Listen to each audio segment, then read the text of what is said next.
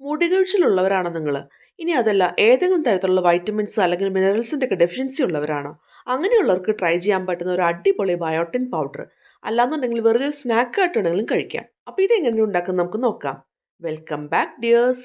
നമുക്ക് ആദ്യം ഒരു 1.5 കപ്പ് സൺഫ്ലവർ സീഡ്സ് ഒരു പാനിലേക്ക് നമുക്ക് ചേർത്ത് കൊടുക്കാം. അത് നമുക്ക് ചെറുതീയിൽ വെച്ചിട്ടൊന്ന് ഡ്രൈ റോസ്റ്റ് ചെയ്തെടുക്കാം.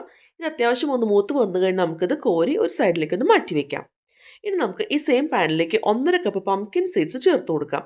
ഈ എല്ലാ സീഡ്സിലും വിറ്റമിൻസ്, അതുപോലെ healthy fats, magnesium, zinc, fibre, protein, amino acids അങ്ങനെ എല്ലാം അടങ്ങിയിട്ടുണ്ട്. ഇതെല്ലാം നമ്മുടെ മുടിക്കും അതുപോലെ നഖത്തിനും നമ്മുടെ ഓവറോൾ ഹെൽത്തിനും ആവശ്യമുള്ള ഇൻഗ്രീഡിയൻസ് ആണ് കേട്ടോ. അതുകൂടി നമുക്ക് മാറ്റിയതിന് ശേഷം അതിലേക്ക് 1.5 കപ്പ് ഫ്ലാക്സ് സീഡ്സ് ചേർത്ത് കൊടുക്കാം.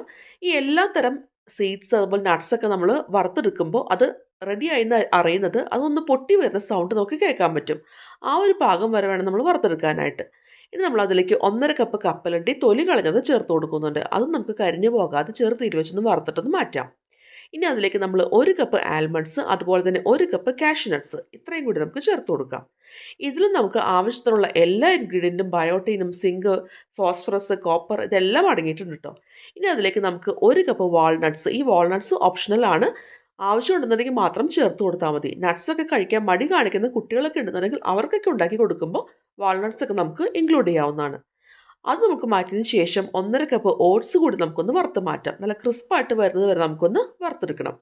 ഇനി അതിലേക്ക് ഞാൻ 2 കപ്പ് റാഗി, മുഴുവൻ റാഗിയാണ്, നന്നായിട്ടൊരു 3-4 പ്രാവശ്യം കഴുകി വൃത്തിയാക്കി അതിലെ വെള്ളമൊക്കെ ഒന്ന് വാർത്തതിന് ശേഷം ചേർത്ത് കൊടുക്കുന്നുണ്ട്. ഇനി അതുകൂടി നമുക്കൊന്ന് വറുത്തെടുക്കാം. ഇതുപോലെ നല്ല ക്രിസ്പായിട്ടൊക്കെ വരുന്നത് വരെ നമുക്കൊന്ന് വറുത്തെടുക്കാം.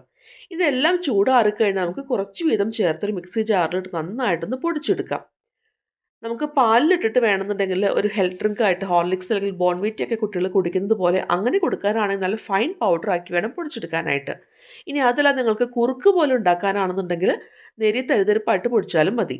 അതേപോലെ നിങ്ങൾക്ക് ഈ ഒരു പൊടി വെച്ചിട്ട് വേണമെന്നുണ്ടെങ്കിൽ കുറച്ച് ഈന്തപ്പഴം ഒക്കെ ചേർത്തിട്ട് നമുക്ക് ലഡ്ഡു പോലെ ഉണ്ടാക്കാവുന്നതാണ് കേട്ടോ. ഇനി നമുക്കിതെല്ലാം മിക്സ് ചെയ്യാം. എന്നിട്ട് എയർ ടൈറ്റ് ആയിട്ടുള്ള കണ്ടെയ്നറിൽ നമുക്ക് ഫ്രിഡ്ജിൽ സൂക്ഷിക്കാവുന്നതാണ്. ലഡ്ഡു തയ്യാറാക്കുമ്പോൾ നിങ്ങൾക്ക് ഇതിലേക്ക് മധുരത്തിന് ആവശ്യത്തിന് ശർക്കര പൊടി അല്ലെങ്കിൽ ശർക്കര പാനിയൊക്കെ ചേർക്കാം.